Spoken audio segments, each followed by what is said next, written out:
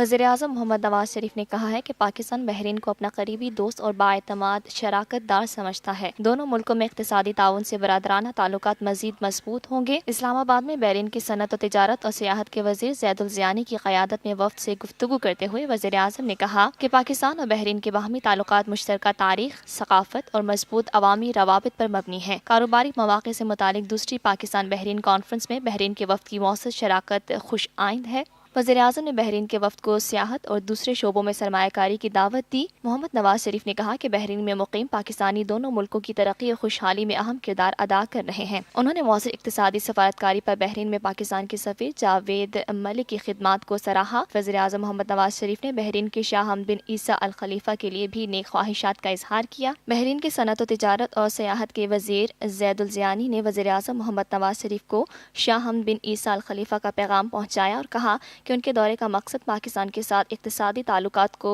वुसअत देना है। ये है TNN TV। देखते रहिए ताज़ा तरीन खबरें और एक्सक्लूसिव रिपोर्ट्स।